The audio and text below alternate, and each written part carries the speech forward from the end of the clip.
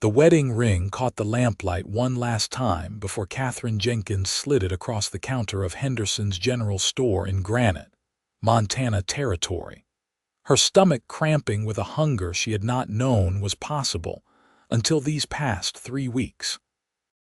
She watched the storekeeper's weathered fingers close around the thin gold band, the only proof she had ever been married, the only thing of value she possessed after burying Thomas in a shallow grave somewhere along the trail 200 miles back.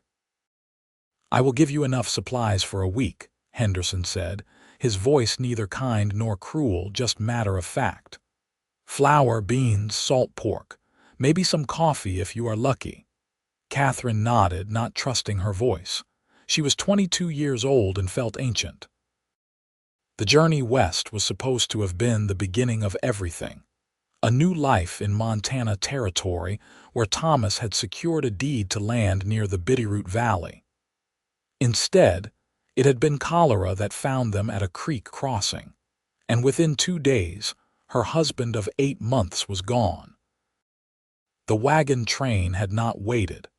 They could not afford to with winter threatening in the high country. She had buried him herself, piling rocks over the grave to keep the animals away, and then she had continued alone because there was nothing behind her but memories. That had been in early September of 1877. Now it was late October, and Granite was the first real town she had reached, a rough mining settlement perched in the mountains where men searched for silver and tried to forget whatever had driven them west. She had sold the wagon and the oxen to a farmer outside of town for a fraction of their worth, but she had needed money for the boarding house. Now that was gone too. Henderson counted out the supplies with mechanical precision, wrapping them in brown paper and twine. Katherine gathered them to her chest, these things purchased with her marriage, and walked out into the cold mountain air. The sun was setting behind the peaks, painting everything gold and purple, beautiful and indifferent to human suffering. She made it halfway to the boarding house before she realized someone was following her. She quickened her pace, clutching the parcels tighter, her worn boots scuffing against the rutted dirt of the main street. The footsteps behind her matched her rhythm. "Madam," a man's voice called. "Madam, wait just a moment." Katherine stopped but did not turn around immediately. She had learned caution on the trail. When she did face him, she found herself looking at a tall man in his mid-20s, dark-haired and sun-weathered, dressed in the dusty canvas pants and worn shirt of someone who worked cattle. A hat was pushed back on his head, revealing eyes that were surprisingly gentle in a hard face. "I do not mean to frighten you," he said, stopping a respectful distance away. "I was in Henderson's when you made your trade. I have been thinking about it since you left." "What business is it of yours?" Katherine asked, lifting her chin despite the exhaustion that made her bones ache. "None at all," he admitted. "That is the plain truth, but I keep thinking about someone being desperate enough to trade their wedding ring for food, and I cannot seem to walk away from it." Katherine felt heat rise in her cheeks, shame and anger mixing together. "I do not need your pity." "Good, because I am not offering it." He took a step closer, moving slowly like she was a spooked horse. "My name is Austin Garrett. I run cattle on a ranch about 10 miles from here, up in the valley. I came into town today because I need to hire someone, and I am wondering if you might be interested in hearing about it." "What kind of someone?" Katherine asked, suspicion sharp in her voice. "A housekeeper," Austin said. "Someone to cook and clean, help manage the house. My mother passed away last spring, and I have been making a mess of things on my own. The ranch hands help where they can, but none of us are worth a damn in the kitchen. The pay is fair, room and board included. Separate quarters in the main house, respectable and proper." Katherine studied his face, looking for the lie, the trap, the thing that men always wanted from women with nowhere else to turn. But his expression remained open, almost earnest, and she realized she had very few choices. The money from the wagon sale was gone. She had no skills beyond what any ranch wife might possess, no family to turn to, no prospects in a mining town where women were scarce and mostly found employment in saloons and worse places. "Why me?" she asked. "You do not know anything about me." "I know you have been through something hard," Austin said quietly. "I know you are alone, and that you sold your wedding ring to feed yourself. I know you kept going when a lot of people would have given up. Those things tell me plenty about your character." The kindness in his words nearly undid her. Katherine blinked hard against the sudden burning in her eyes. "I am a widow. My husband died of cholera on the trail west. We were supposed to claim land in the Bitterroot Valley." "I am sorry for your loss," Austin said, and he sounded like he meant it. "That is a hard thing to bear alone." "I can cook," Katherine heard herself say, "and clean, mend clothes, all the usual things. I managed a household in Ohio before we headed west. That is more than I can say for myself." Austin smiled slightly, the expression transforming his stern features. "I can rope a steer and mend a fence, but I burned coffee this morning so badly it tasted like tar and ashes." Despite everything, Katherine felt a small laugh escape her. It sounded strange after weeks of silence and grief. "When would you need me to start?" "Tomorrow, if you are willing." "I have a wagon outside the livery. We could head back to the ranch in the morning, give you time to settle your affairs here in town." He paused, then added carefully, "The offer is genuine and it is respectable. I give you my word on that." Katherine looked down at the packages in her arms, the food bought with her past, and then back at this stranger offering her something that looked almost like a future. She thought of Thomas, of the plans they had made around the campfire on good nights when the stars seemed close enough to touch. He would want her to survive, he would want her to live. "All right," she said. "Tomorrow morning." Austin nodded, relief clear on his face. "I will meet you at the livery at first light, and madam, I am glad you said yes." He tipped his hat to her and walked away, his boots ringing against the hard, packed earth. Katherine watched him go, then continued to the boarding house, her mind already spinning with this unexpected turn. She did not know if it was providence or simply luck, but she was too tired and too hungry to question it deeply. She would take this chance because it was the only one she had. That night, lying on the narrow bed in her rented room, Katherine could not sleep. She kept turning her hand over in the darkness, looking at the pale stripe on her finger where the ring had been. The absence felt enormous, a physical ache. But when she closed her eyes, she saw Austin Garrett's face, the honest concern there, and she wondered if maybe, just maybe, the worst was finally behind her. The sun was barely a suggestion on the horizon when Katherine left the boarding house the next morning, carrying everything she owned in a single carpetbag. The landlady had not asked questions when Katherine settled her account the night before, just counted the coins with quick fingers and marked her ledger.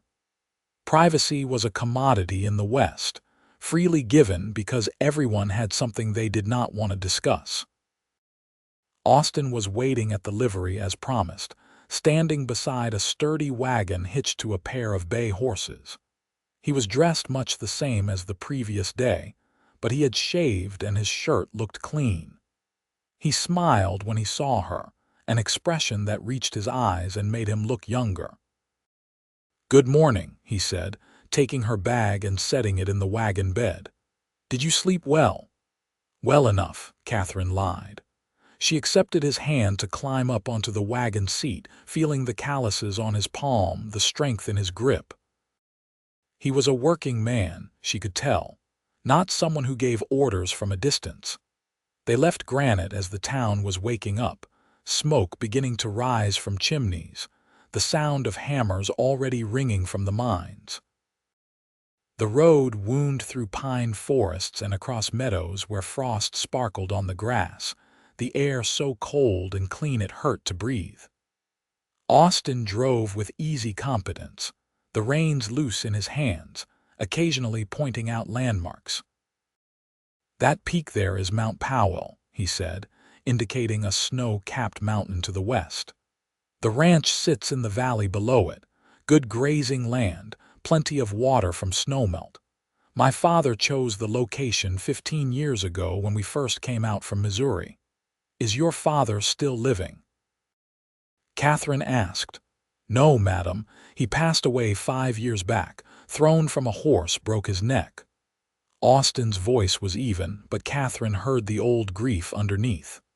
"It was just my mother and me after that, and then she took sick last spring. Pneumonia. I tried everything, brought a doctor all the way from Helena, but nothing helped." "I am sorry," Katherine said quietly. "It is hard to lose people you love."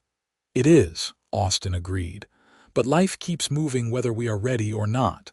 I have the ranch to run, cattle to tend. A man cannot stop just because he is grieving." They fell into a comfortable silence after that, the wagon creaking and swaying over the rough road. Katherine watched the landscape change as they climbed higher, the valley opening up before them like something from a painting. She could see why Austin's father had chosen this place. It was beautiful in a way that made her chest tight, vast and wild and full of possibility. The ranch house came into view just before noon, a sturdy log structure with a covered porch and a stone chimney. Outbuildings clustered nearby. A barn, a bunkhouse, corrals where horses lifted their heads to watch the wagon approach. It was bigger than Katherine had expected, clearly the product of years of hard work and careful planning. "Home," Austin said simply, pulling the wagon to a stop in front of the house. He helped her down and retrieved her bag, then led her up the porch steps. The door swung open to reveal a large main room with a stone fireplace, simple furniture, and windows that let in floods of mountain light. It was clean enough, Katherine noted, but there was a bachelor carelessness to it, boots left by the door, papers stacked on a table, dishes waiting in a dry sink. "Your room is through here," Austin said, leading her to a door off the main room. "It was my mother's. I moved my things to the loft after she passed." The bedroom was small but pleasant, with a real bed covered in a quilt, a dresser, a washstand, and a window looking out toward the mountains. Katherine set her bag down, feeling something loosen in her chest. This was better than she had hoped for, a real room in a real house, not a tent or a wagon or a rented space that smelled of other people's desperation. "It is very nice," she said, turning to find Austin watching her from the doorway. "I am glad you think so." He shifted his weight, suddenly awkward. "I should tell you, there are 4 ranch hands who work here. Good men, all of them. They bunk in the house over yonder and take their meals there mostly, but they will come up to the main house sometimes. I want you to know you are safe here. I have already told them you are my housekeeper, and you are to be treated with respect." Katherine felt a rush of gratitude for his consideration, for understanding without her having to explain that a woman alone was vulnerable in ways men rarely had to think about. "Thank you. I appreciate that." "Well then." Austin stepped back. "I will let you settle in. When you are ready, maybe you could take a look at the kitchen, see what needs doing. No hurry, though. Take your time." He left her then, his footsteps crossing the main room and then the sound of the front door closing. Katherine sat down on the bed, running her hand over the quilt. Someone had made this with care, probably Austin's mother. She tried to imagine the woman who had lived in this room, who had built a life in this wild place, who had loved and lost and kept going until she could not go any more. The room smelled faintly of lavender and dust. Katherine opened her carpet bag and began to unpack, hanging her few dresses on pegs, arranging her brush and hand mirror on the dresser. When everything was put away, she looked around the room and felt something she had not experienced since before Thomas died. She felt like maybe she belonged somewhere. The kitchen was indeed a disaster. Katherine stood in the doorway and surveyed the damage with growing disbelief. There were dishes piled in the sink, flour spilled on the counter, a pot with something burned into the bottom sitting on the cold stove. Coffee grounds were scattered across the floor, and when she opened the cupboards, she found supplies shoved in with no organization, beans mixed with tools mixed with candles. "Lord help me," she muttered, rolling up her sleeves. She spent the rest of the afternoon cleaning, heating water on the stove to wash dishes, scrubbing surfaces, sweeping and organizing. She found bread that had gone moldy, bacon grease congealed in a pan, evidence of meals eaten standing up or given up on entirely. But underneath the mess she found good equipment, a solid stove, cast iron pans well seasoned, knives that just needed sharpening. She was elbow-deep in soapy water when Austin came back in, bringing with him the smell of horses and hay. He stopped short when he saw the kitchen, his eyes widening. "I did not realize it had gotten quite this bad," he said sheepishly. "When did you last have a proper meal?" Katherine asked, wringing out a rag. Austin had to think about it. "I am not rightly sure. I have been eating a lot of beans and jerky." "Well, that changes tonight." "Do you have chickens?" "A few, out in the coop behind the barn." "Good. I will make something proper for supper, but you are going to need to go into town for supplies soon. You are running low on nearly everything." Austin leaned against the door frame, watching her work with an expression she could not quite read. "You have already made a difference here, I can see that." Katherine felt heat rise in her cheeks and turned back to the dishes. "I have barely started." "Still," Austin said quietly, "it is good to have someone here. It has been too quiet since my mother died." They looked at each other across the kitchen, and Katherine saw in his face the same loneliness she had been carrying, the weight of loss that did not have a name or a remedy. Then Austin cleared his throat and pushed off from the doorframe. "I will leave you to it. Call if you need anything." That evening, Katherine made chicken and dumplings with what she could find in the pantry and the garden, along with fresh bread and coffee that tasted like coffee should taste. When she called Austin in for supper, he sat down at the table with an expression approaching reverence. "This smells like heaven," he said. "Let us hope it tastes that way too," Katherine said, serving him a generous portion. They ate in companionable silence for a while, the only sounds the clink of utensils and the pop of wood in the fireplace. Katherine found she was hungrier than she had realized, and the food tasted better than anything she had made in recent memory. Maybe because she was eating at a real table in a warm house instead of over a campfire in the dark. "This is the best meal I have had in months," Austin said finally. "Maybe years. My mother was a good cook, but even she would be impressed by this." "It is just simple food," Katherine said, but she was pleased. Simple done well is still special. Austin set down his fork and looked at her seriously. "I want you to know, I meant what I said about this being a respectable position. You have your own room, your privacy. I expect nothing from you except honest work, and I will pay you fairly for it. First of every month, wages in silver." Katherine nodded, understanding what he was really saying, that this was not a situation where he would expect other services, where she would be trapped and obligated. "I appreciate you making that clear. I just wanted there to be no misunderstanding." Austin picked up his fork again, then paused. "Can I ask you something? You do not have to answer if you do not want. Go ahead." "What was he like? Your husband?" Katherine was quiet for a moment, thinking about Thomas, trying to pull him into focus in her memory. It had only been weeks, but already he seemed hazy around the edges, like a photograph left too long in the sun. He was kind, ambitious. He wanted to build something out here, make a life that mattered. He grew up poor in Ohio, worked in a factory. The West represented freedom to him, possibility. "And you?" Austin asked. "What did it represent to you?" No one had asked her that before. Thomas had wanted to go west, so she had agreed because that was what wives did. But now, sitting in this warm kitchen with mountains visible through the window, Katherine realized she had her own answer. "A chance to be something more than I was," she said slowly.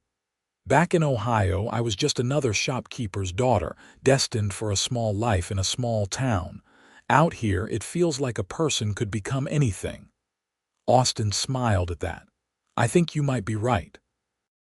The West does not care who you were before, only who you are now, and who you are willing to become."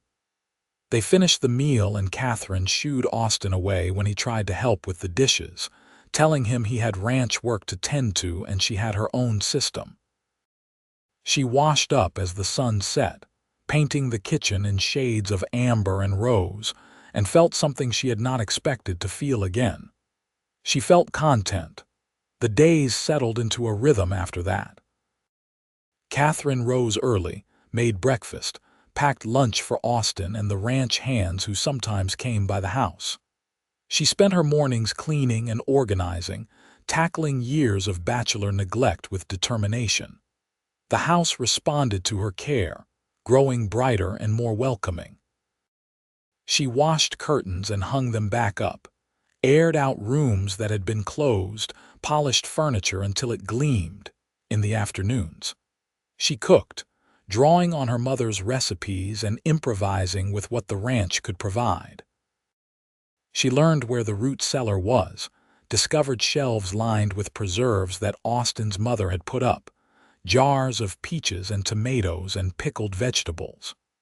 She found an herb garden gone to seed and began coaxing it back to life, even though winter was coming. Austin came in for supper every evening, often dusty and tired, but he always took time to wash up and sit at the table properly. They talked while they ate, carefully at first, feeling out the boundaries of their new arrangement. Katherine learned about the ranch, about the cattle that ranged in the high meadows, about the horses Austin bred and trained. He told her about the challenges of working a ranch alone, the constant worry about weather and predators and markets. She told him more about Ohio, about growing up in a town where everyone knew everyone else's business, about meeting Thomas at a church social, about the decision to marry him even though she had only known him a few months. She did not tell Austin about the doubts she had sometimes felt during the journey west, the moments when she wondered if she had made a terrible mistake. Some things were too private to share, even in the growing comfort between them. November came with snow flurries that dusted the mountains white and made the mornings sharp with cold. Katherine spent more time inside, baking bread and pies, mending clothes she found in a basket that had been ignored for months. She darned socks and sewed buttons and took in shirts that had been poorly fitted. Austin seemed amazed by this, as if the basic maintenance of clothing was some kind of magic. "My mother used to do this," he said one evening, watching Katherine work by lamplight. "I never appreciated it properly until I had to do it myself, or try to anyway." "It is just practical skill," Katherine said, biting off a thread. "Everyone should know how to mend their own things. You would think so, but I am terrible at it. I once tried to sew a tear in my jacket and ended up sewing the sleeve shut." Katherine laughed, and realized she had been laughing more lately, that the heavy weight of grief had begun to lift, not disappearing but becoming bearable. That must have been interesting to discover. "I did not notice until I tried to put it on the next day," Austin admitted. "Felt like a fool standing there with one arm stuck." They were growing comfortable with each other, Katherine realized. The careful politeness of the first weeks had given way to something easier, more natural. Austin no longer knocked before entering his own kitchen, and Katherine no longer jumped when he came in. They moved around each other with the unconscious choreography of people who shared a space, passing dishes, making room, working together without having to discuss it. One cold evening in late November, Katherine was preparing supper when she heard shouting outside. She looked out the window to see Austin and the ranch hands clustered around the corral, gesturing at something she could not see. She wiped her hands on her apron and stepped out onto the porch, wrapping a shawl around her shoulders against the biting wind. Austin saw her and jogged over, his face animated with excitement. "We found a wild Mustang trapped in the upper pasture, tangled in some old fence wire. Poor thing was half crazy with fear, but we managed to get him loose and bring him down. He is magnificent, Katherine. You should see him." It was the first time he had used her given name, and the sound of it in his voice made something flutter in her chest. She followed him to the corral where a black horse stood trembling, head high, eyes rolling white. He was beautiful and terrified, bleeding from cuts where the wire had scored his hide. "Can you help him?" Katherine asked. "I am going to try," Austin said. "But he needs to be calmed down first, and those cuts need tending. I have some experience with this, but it is going to take time." Katherine watched as Austin approached the horse slowly, speaking in a low, steady voice, his movements careful and deliberate. The Mustang shied away, snorting, but Austin did not rush. He just kept talking, kept moving closer by inches, until finally he was close enough to lay a hand on the horse's neck. The other ranch hands had drifted away back to their own work, but Katherine stayed, fascinated by the patience Austin showed, the gentle firmness. She saw a side of him she had only glimpsed before, the man who understood frightened creatures, who knew how to offer comfort without demanding trust. It took nearly an hour, but eventually, Austin had a lead rope on the Mustang and was able to examine the cuts. Katherine fetched water and clean rags without being asked, holding the bucket steady while Austin cleaned the wounds and applied salve from a tin he kept in the barn. "You are good at this," Katherine said quietly, careful not to spook the horse. "My father taught me," Austin replied, his hands gentle on the Mustang's hide. "He used to say that any fool could break a horse, but it took real skill to gentle one. The difference is respect. You have to show them you are not going to hurt them, that they can trust you." Katherine thought about trust, about how hard it was to give after you had been hurt, after you had lost everything you thought was certain. She thought about how Austin had approached her in Granite with that same careful patience, offering help without demanding anything in return. "What will you do with him?" she asked. "Give him time to heal, work with him slow. If he comes around, he will make a fine horse. Strong bloodlines, good conformation. If he does not, I will set him free again. Some things are not meant to be tamed." They walked back to the house together as the sun set, the temperature dropping fast. Katherine's fingers were numb despite her shawl, and she hurried inside to check on the stew that had been simmering all afternoon. Austin followed, stomping snow from his boots on the porch. "That was something special," Katherine said, ladling stew into bowls. "What you did with that horse." Austin shrugged, suddenly self-conscious. "Just part of the work." "No," Katherine said firmly. "It was more than that. It was kind." Their eyes met across the kitchen, and something passed between them, unspoken but real. Austin looked away first, clearing his throat. "Well, I am grateful for your help, and for this stew, which smells amazing." They ate together, talking about small things, the approaching winter, the need to bring the cattle down from the high meadows soon, the supplies Katherine would need for baking Christmas pies. But underneath the ordinary conversation, Katherine felt a new awareness humming, a recognition that what was between them was changing into something neither of them had planned. December brought heavy snows that buried the valley under white drifts and turned the ranch into an island of warmth and light surrounded by a frozen world. The cattle were brought down to the lower pastures where they could be fed through the winter. The horses stayed close to the barn.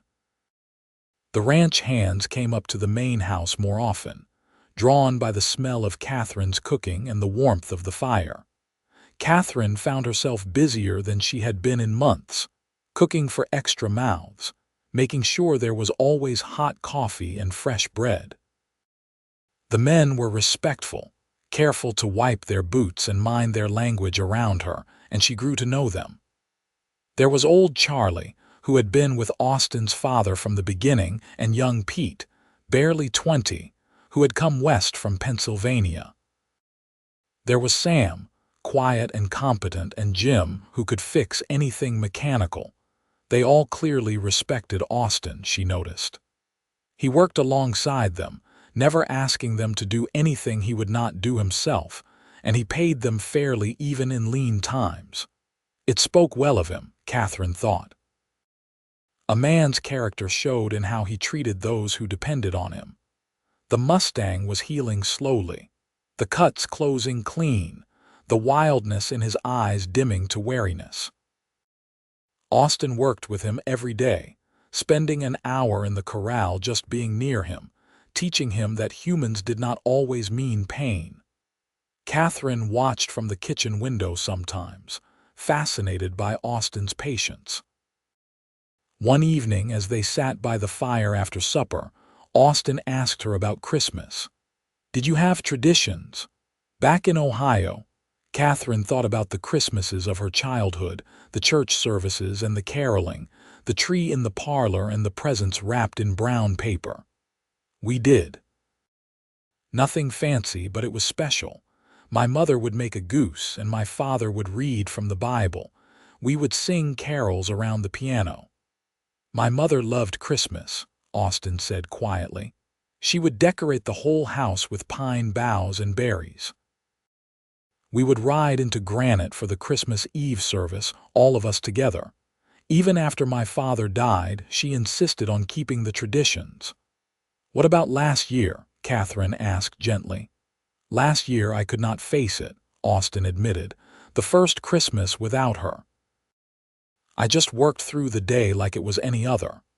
The hands went into town and I stayed here alone. It seemed easier that way."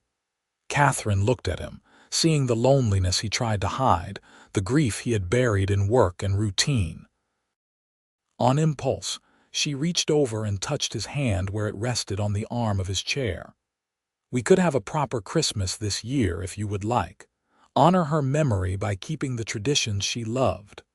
Austin looked down at her hand on his, then up at her face. His expression was vulnerable in a way she had never seen before. "I would like that. I think she would too." Katherine withdrew her hand, suddenly aware of how forward she had been, but Austin caught it gently, holding it for just a moment longer. "Thank you," he said quietly, "for being here. For bringing life back to this house." They did not speak of it again, but something had shifted between them, a barrier falling away. Katherine felt it in the way Austin looked at her now, in the small courtesies he showed her, bringing in extra firewood without being asked, fixing the hinge on the cupboard that had been sticking. She felt it in her own awareness of him, the way her pulse jumped when he came into a room, the way she found herself listening for his footsteps. She told herself it was too soon, that Thomas had been dead less than 3 months, that it was improper to have feelings for another man. But the heart, she was learning, did not follow rules or timelines. It simply felt what it felt. The week before Christmas, Austin drove Katherine into Granite to buy supplies for the holiday baking. The town was transformed, snow piled high on either side of the streets, smoke rising from every chimney, pine boughs hung on doors. They went to Henderson's general store, and Katherine tried not to think about the last time she had been there, selling her ring. Henderson recognized her and nodded cordially. "Mrs. Jenkins, good to see you looking well." "Thank you, Mr. Henderson. I am well." She and Austin moved through the store, gathering flour and sugar, dried fruit and spices, all the things she would need for cakes and pies and cookies. Austin paid without question, telling Henderson to add it to his account. Katherine tried to protest, saying she had some money saved from her wages, but Austin waved her off. "This is for the house," he said. "For everyone. Consider it part of your supplies." They were loading the wagon when Katherine saw it in the window of the jeweler's shop next door, a simple gold ring with a small blue stone. It was pretty in an understated way, catching the winter light. She must have stared at it too long because Austin followed her gaze. "You want to go in?" he asked. "No," Katherine said quickly. "I was just looking." But Austin had already seen the ring, and she watched something register in his eyes, a decision being made. He did not say anything, though, just helped her into the wagon and drove them back to the ranch through the sparkling snow. Christmas Eve arrived cold and clear, the stars so bright they seemed to sing. Katherine had been cooking for 2 days straight, filling the house with the smells of cinnamon and nutmeg, molasses and vanilla. There were pies cooling on every surface, cookies in tins, a roast goose ready for the oven. She had decorated the main room with pine boughs and winterberries, and Austin had cut down a small fir tree that now stood in the corner, waiting to be hung with the ornaments his mother had collected over the years. The ranch hands came up for supper, all of them scrubbed clean and wearing their best shirts. They ate at the big table, plates piled high, passing dishes and laughing. Katherine watched them and felt a warmth that had nothing to do with the fire. This was what she had missed without knowing it, this sense of community, of belonging to something larger than herself. After the meal, Austin brought out his mother's ornaments, delicate glass balls and carved wooden figures, each one with a story. The men helped hang them on the tree while Katherine made hot cider, and someone started singing a carol in a surprisingly good voice. The others joined in, harmonizing roughly but enthusiastically, filling the house with music. When the tree was finished and the carols sung and the men had headed back to the bunkhouse with thanks and full stomachs, Katherine and Austin sat by the fire, tired and content. The flames danced in the fireplace, casting moving shadows on the walls. "Your mother would be proud," Katherine said softly. "This was a beautiful Christmas Eve." "It was," Austin agreed, "better than I could have hoped for." He was quiet for a moment, then stood up. "Wait here, I have something for you." He disappeared into his room and came back with a small package wrapped in brown paper. He handed it to Katherine, looking almost nervous. "I know it is not much, but I wanted you to have something, to thank you for everything you have done here." Katherine unwrapped the package with careful fingers, and her breath caught when she saw what was inside. It was the ring from the jeweler's window, the gold band with the blue stone, nestled in a bed of cotton. "Austin, I cannot accept this," she said, even as her heart raced. "It is too much." "It is not a wedding ring," Austin said quickly. "I know it is too soon for that, and I am not asking for anything you are not ready to give. But I saw you looking at it, and I thought, well, I thought you deserved something beautiful, something that was yours, not traded away or lost." "Just a gift, Katherine, from a friend." Katherine looked at the ring, then at Austin's face, sincere and hopeful in the firelight. She thought about the wedding ring she had sold, the symbol of a future that had died with Thomas. And she thought about this new ring, offered freely with no expectations, a symbol of nothing except kindness and perhaps, possibly, something that might grow into more given time. "Thank you," she whispered, slipping the ring onto her right hand. It fit perfectly. It is the most thoughtful gift anyone has ever given me. Austin smiled, relief and something deeper showing in his eyes. I am glad you like it. They sat together in companionable silence, watching the fire burn low, neither of them ready to break the spell of the evening.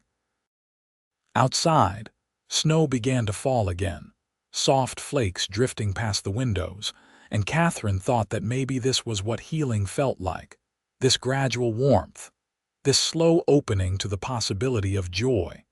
Christmas Day was a blur of cooking and eating and laughter. The ranch hands came back for dinner, bringing small gifts they had made or bought, a carved wooden spoon for Katherine from Charlie, a new apron from Pete sewn with surprising skill. Katherine gave them cookies wrapped in paper, and Austin distributed bonuses in silver dollars that made the men grin. In the afternoon, Katherine and Austin took a walk around the ranch, bundled against the cold. The world was silent under its blanket of snow, beautiful and stark. They checked on the horses, on the Mustang who now came to the fence when Austin called, accepting apples from his hand. "He is coming along," Austin said, stroking the horse's nose. "Another month or two, I think I will be able to ride him." "What will you name him?" Katherine asked. Austin thought about it. "Chance, because that is what I gave him and what he gave me in return." They walked back to the house as the sun began to set, painting the snow pink and gold.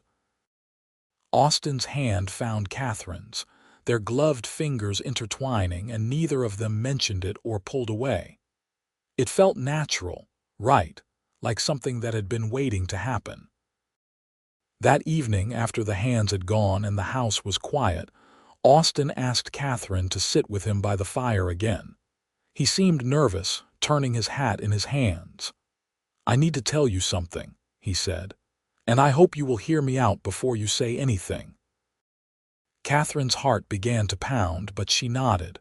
"All right." "I know you have only been here a little over a month," Austin began, "and I know you are still grieving your husband. I am not trying to rush you or pressure you into anything. But I would be lying if I said I only saw you as my housekeeper. These past weeks, having you here, talking with you, laughing with you, it has made me realize how lonely I have been. How much I was just going through the motions of living without really feeling alive." He looked up at her, his eyes earnest. "You are smart and strong and kind. You brought warmth back to this house, back to my life. I care about you, Katherine, more than I probably should given the circumstances.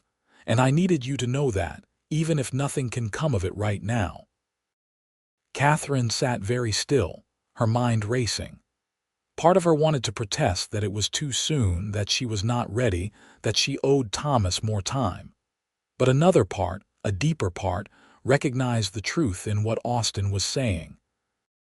She had felt it too, the growing connection between them, the way her day felt brighter when he was near, the way she caught herself watching for him through the window. "I care about you too," she said finally, the words feeling both terrifying and liberating. "I did not expect to. I thought I would spend years grieving, that I would never feel anything for anyone again. But you have been so kind, so patient.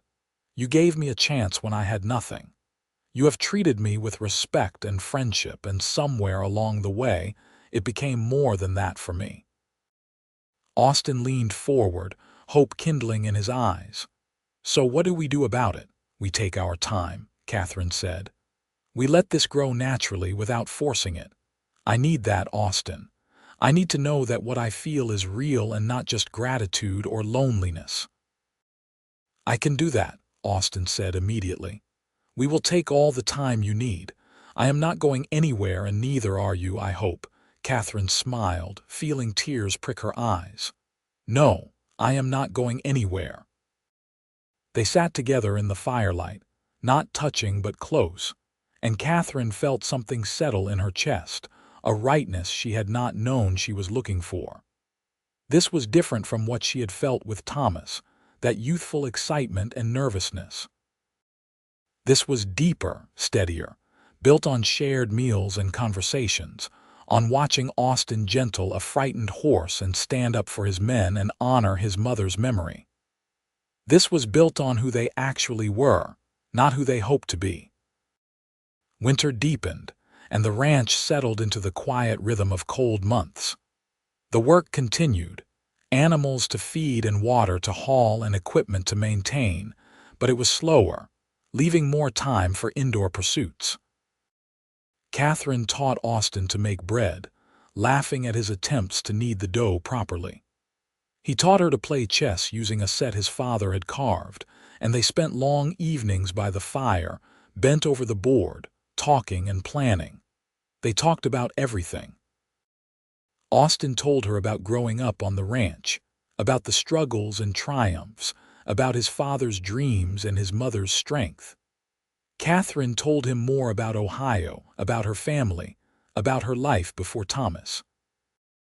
She found herself sharing things she had never told anyone, fears and hopes and dreams she had barely acknowledged to herself. And slowly, carefully, they began to talk about the future. Not in concrete terms, not making promises, but exploring possibilities. Austin mentioned wanting to expand the horse breeding operation, and Katherine found herself offering ideas, thinking about it as something she might be part of. Katherine talked about wanting a garden in the spring, a real vegetable garden and maybe some flowers, and Austin immediately started planning where it should go, how to protect it from the deer. January turned to February, and then March arrived with the first hints of thaw. The snow began to recede from the lower elevations, revealing brown grass and running water. The cattle grew restless, ready for spring pastures, and the Mustang, patient Chance, finally allowed Austin to sit on his back. Katherine watched from the corral fence as Austin walked the horse around the enclosure, speaking softly, his movements slow and confident. The Mustang's ears swiveled, listening, but he did not buck or shy. He walked calmly, accepting this new reality, trust finally overcoming fear. "You did it," Katherine called out, clapping her hands. Austin grinned at her, the expression transforming his face. "We did it. Could not have managed without your help." It was not true, not really, but Katherine appreciated the generosity of it. She climbed down from the fence as Austin dismounted, and suddenly he was right there in front of her, close enough that she could see the flecks of gold in his brown eyes, close enough to feel the warmth radiating from him. "Katherine," he said softly, raising a hand to touch her cheek. "May I kiss you?" Her heart hammered against her ribs, but she nodded, not trusting her voice. Austin leaned in slowly, giving her time to change her mind, and then his lips met hers, gentle and questioning. Katherine closed her eyes and let herself fall into the kiss, her hands coming up to rest on his chest. It was sweet and careful, nothing rushed or demanding, just two people finding each other through touch. When they pulled apart, both of them were breathing hard. Austin rested his forehead against hers, his hands on her waist. "I have wanted to do that for weeks." "I have wanted you to," Katherine admitted, feeling heat rise in her cheeks. "Good," Austin said, smiling, "because I plan to do it again, if that is all right with you." "More than all right," Katherine said, and pulled him back down for another kiss. Spring came in a rush after that, the world exploding into green and gold, wildflowers covering the meadows, birds returning to nest in the eaves. Katherine planted her garden, and Austin built a fence around it to keep out the deer. The cattle were driven up to the high pastures, and the ranch settled into the busy rhythm of warm months. Katherine and Austin were courting now, openly, though no formal announcement was made. The ranch hands smiled and made themselves scarce in the evenings, giving them privacy. Austin brought Katherine wildflowers from the meadows, and she packed special lunches for him when he had to spend long days away from the house. They rode together on Sundays, Austin on Chance and Katherine on a gentle mare named Rosie, exploring the valleys and forests, finding hidden streams and groves of aspen that shimmered silver in the wind. In May, Austin asked her to marry him. They were sitting by the creek that ran through the property, watching the water tumble over rocks, the evening air soft and warm. Austin had been quiet all afternoon, and Katherine had wondered what was on his mind. Now he turned to her, taking both her hands in his. "Katherine Jenkins, I love you," he said simply. "I love your strength and your kindness and your stubborn determination to make things better. I love the way you sing while you cook and the way you are not afraid to tell me when I am being a fool. I love who I am when I am with you. I want to spend the rest of my life with you if you will have me. Will you marry me?" Katherine felt tears spill down her cheeks, but she was smiling. "Yes, yes, Austin, I will marry you." He pulled a ring from his pocket, a simple gold band that matched the one he had given her at Christmas, and slipped it onto her left hand. Then he kissed her, deep and full of promise, and Katherine kissed him back, pouring all her hope and joy and love into it. They were married in June of 1878, in a small ceremony in Granite with the ranch hands as witnesses. Katherine wore a simple dress she had made herself, cream-colored with lace at the collar and wildflowers in her hair. Austin wore his best suit, brushed clean and pressed, his hair combed back and his eyes shining. The preacher spoke about love and commitment and the binding of two souls, and when he pronounced them husband and wife, Austin kissed Katherine like she was the most precious thing in the world. The celebration afterward at the ranch was rowdy and joyful, with food and music and dancing. The neighboring ranchers came, curious to meet the woman who had captured Austin Garrett's heart, and they found Katherine charming and gracious, clearly devoted to her new husband. They danced until the stars came out, and then Austin carried Katherine over the threshold of the house that was now legally theirs together, both of them laughing. That night, in the privacy of their room, Austin was gentle and patient, making sure Katherine felt cherished and safe. They came together with tenderness and passion, two people who had found each other in the wilderness and chosen to build a life together. Afterward, lying in Austin's arms, Katherine felt a peace she had never known before. This was right. This was where she belonged. The years that followed were good ones, full of hard work and simple joys. The ranch prospered under their joint efforts. Austin's horse breeding program grew, with buyers coming from as far as California for his gentled Mustangs. Katherine's garden flourished, providing vegetables for the table and enough extra to preserve for winter. They worked side by side, partners in every sense of the word. In the spring of 1879, Katherine discovered she was expecting their first child. Austin was beside himself with excitement and worry, hovering over her and trying to keep her from doing any heavy work. Katherine laughed at his concern but secretly loved it, this proof that he cared, that he was invested in their growing family.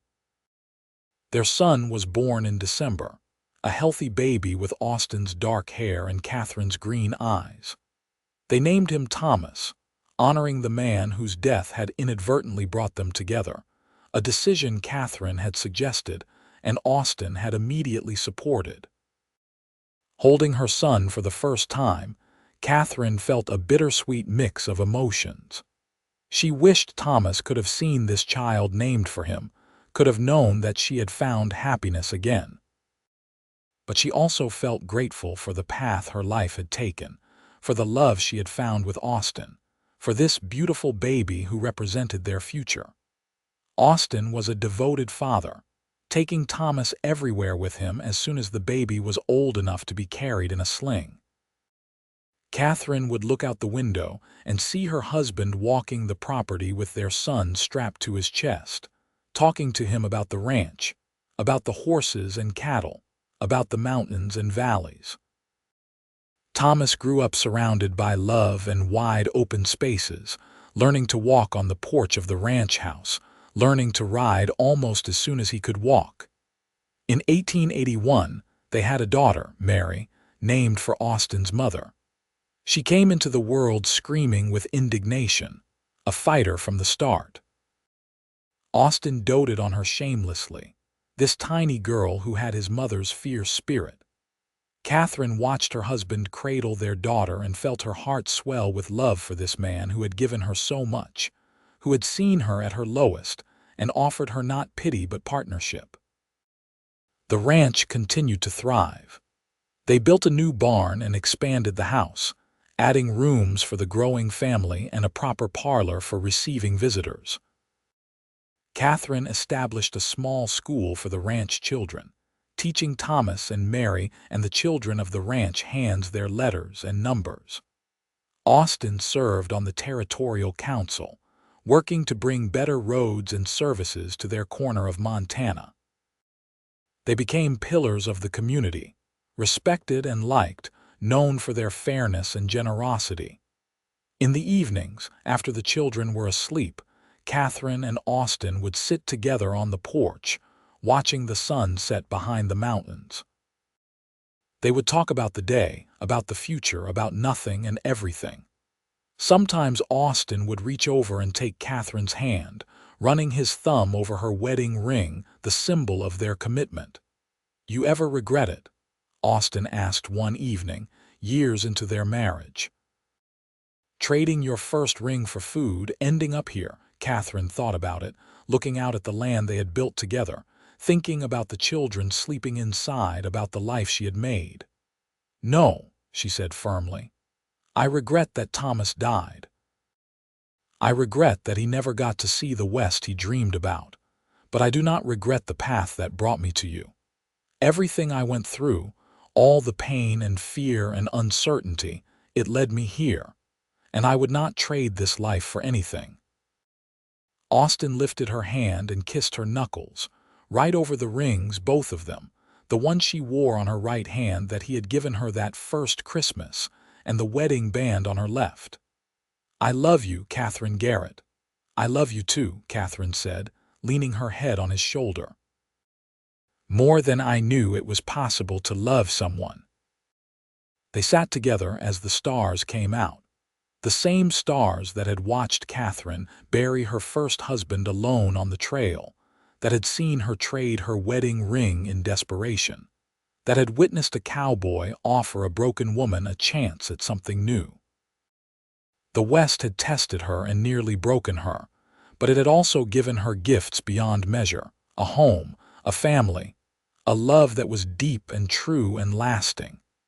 In 1883, Katherine gave birth to their third child, another son they named James. The ranch hands threw a party, and neighbors came from miles around to celebrate. The Garrett family was growing, becoming an established part of the Montana landscape, and Katherine felt roots going down deep into this wild soil. As James grew, Katherine sometimes thought about the woman she had been when she first arrived in Granite, desperate and grieving, with nothing but a carpetbag and a fading hope. She thought about how close she had come to giving up entirely, to surrendering to the despair that had threatened to swallow her. And then she thought about Austin, about how he had seen something in her worth saving, how he had offered her not charity but opportunity, not pity but respect. On their 10th anniversary in 1888, Austin surprised Katherine with a trip to Helena, the territorial capital, just the two of them.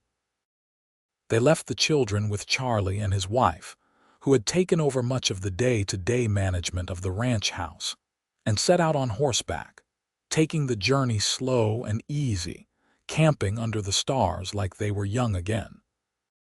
In Helena, Austin took Katherine to a fine restaurant and then to a jeweler where he bought her a necklace with a sapphire pendant.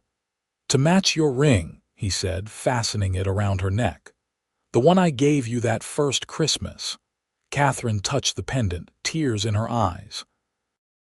You have given me so much, Austin, more than I ever dreamed of having. You gave me just as much, Austin said seriously. You brought life back to me, Katherine. After my mother died, I was just existing, going through the motions. You reminded me what it meant to really live, to hope, to love. You gave me a family and a home, not just a house. You gave me everything. They made love that night in the hotel, with the same passion and tenderness that had always characterized their relationship. And Katherine marveled at how desire could deepen over time, becoming richer and more complex, layered with years of shared experience and growing intimacy. The next day, walking through Helena's streets, Katherine saw a woman standing outside a general store, thin and tired-looking, with a desperate air about her. For a moment, Katherine saw herself as she had been, lost and alone, hanging by a thread. She stopped and spoke to the woman, learning that she was newly widowed, heading west to join family in Oregon but running out of money. Katherine gave her enough coins to buy food and stage passage, and the woman nearly wept with gratitude. Austin watched this with a soft smile. "You cannot save everyone," he said gently as they walked away. "No," Katherine agreed, "but I can help where I can. Someone helped me when I needed it most. It seems only right to pass that on." They returned to the ranch refreshed and reconnected, ready to dive back into the work and chaos of family life. The children mobbed them at the door, talking over each other, showing them things that had happened while they were gone.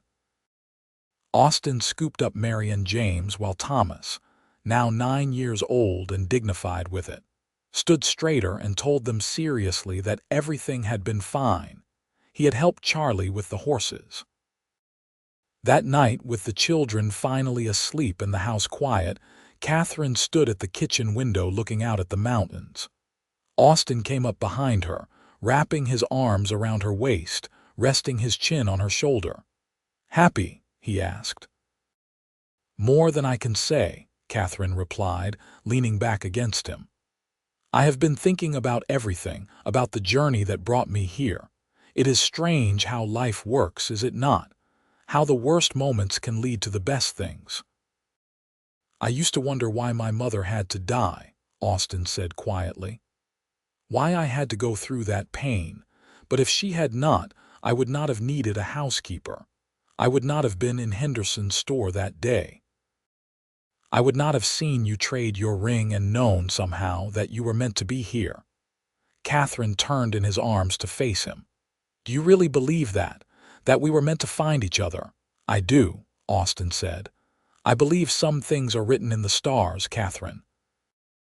You and me, this life, this family, it all fits together too perfectly to be just chance."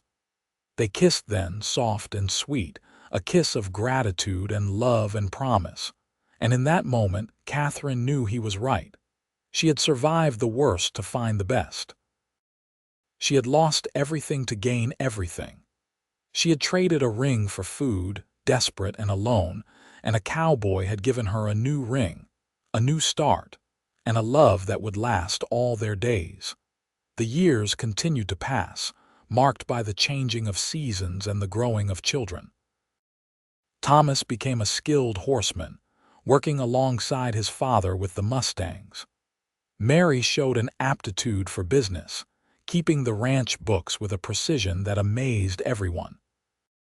James was the dreamer, always finding beauty in unexpected places, bringing his mother wildflowers and interesting rocks, telling stories that made the whole family laugh.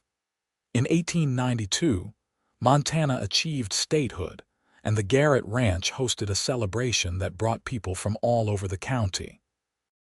They roasted a whole steer and set up tables in the yard, and there was music and dancing and speeches about the future. Katherine looked around at the crowd, at the community they had helped build, and felt a profound sense of accomplishment. She had become part of something larger than herself, woven into the fabric of this place. Austin gave a speech that night, thanking everyone for coming, talking about the journey from territory to state, about the hard work and sacrifice that had brought them all to this moment. But then he paused and looked directly at Katherine. "I also want to thank my wife," he said, his voice carrying across the yard. 14 years ago, Katherine came to Montana with nothing but courage and determination. She has been my partner in building this ranch and this life. She has been my rock and my inspiration. Everything I have, everything we have exists because she said yes when I offered her a job, and then yes again when I offered her my heart." To Katherine. The crowd raised their glasses, echoing the toast, and Katherine felt her eyes fill with tears. Austin made his way through the crowd to her side, taking her hand. "Did you have to make me cry in front of everyone?" she whispered, laughing and crying at the same time. "You deserve to know how much you mean to me," Austin said, kissing her forehead. "How much you mean to all of us." As the party continued into the night, Katherine danced with Austin under the stars, the same stars that had witnessed their whole journey. She thought about the girl she had been in Ohio, dreaming vague dreams of adventure. She thought about the young wife following her husband west, uncertain but hopeful. She thought about the desperate widow selling her wedding ring for food, convinced her life was over. And she looked at the woman she had become, strong and capable, beloved and loving, part of a family and a community, her roots deep in Montana soil. The journey had been hard, so hard, but it had been worth every painful step to arrive here in this moment, in these arms, in this life. "What are you thinking?" Austin asked, swaying with her to the music. "That I would do it all again," Katherine said. "Every bit of it exactly the same if it meant ending up right here with you." Austin pulled her closer, and they danced on into the night, two people who had found each other in the wilderness and built something beautiful together, a testament to the power of second chances and the resilience of the human heart. The music played, and the stars shone, and life continued in all its messy, glorious complexity. Years later, when their children were grown with families of their own, when the ranch had passed into Thomas's capable hands and Katherine and Austin were entering their twilight years, they would sit on that same porch and remember. They would talk about the early days, about a desperate woman and a kind cowboy, about a ring traded for food and a new ring given freely. They would marvel at how far they had come, at the legacy they had built, at the love that had only deepened with time. And sometimes, Katherine would take off her rings, both of them, the sapphire ring from that first Christmas and her wedding band, and she would hold them in her palm, feeling their weight. These small circles of gold and stone represented everything she had lost and everything she had gained, the past and the future, grief and joy, endings and beginnings. But mostly, they represented love. The enduring, transformative kind of love that could take a broken woman and a lonely man and forge them into something stronger together than they ever could have been apart. The kind of love that built ranches and raised families and weathered every storm. The kind of love that made life worth living, no matter how hard the journey. Katherine Garrett died peacefully in her sleep in 1910, at the age of 55, with Austin holding her hand. Austin followed her just 6 months later, unable to bear a world without her in it.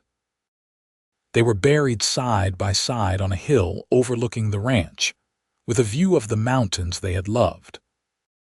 Their children and grandchildren gathered for the funeral, telling stories about Katherine's strength and Austin's kindness, about the love story that had begun with a traded ring and a chance meeting in a frontier town.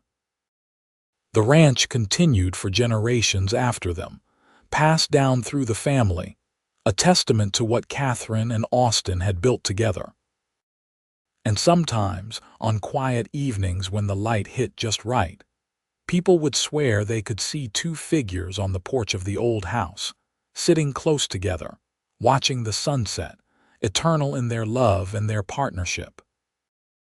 The story of Katherine and Austin became family legend, told to each new generation as an example of resilience and hope, of how second chances could lead to first-rate lives, of how love could bloom even in the harshest circumstances. Their great-grandchildren would play with the rings Katherine had worn, the sapphire one and the wedding band, kept safe in a velvet box, tangible proof that one terrible moment could lead to a lifetime of beauty. And in that way, their love story never really ended. It lived on in the people they had raised, in the land they had nurtured, in the community they had helped build.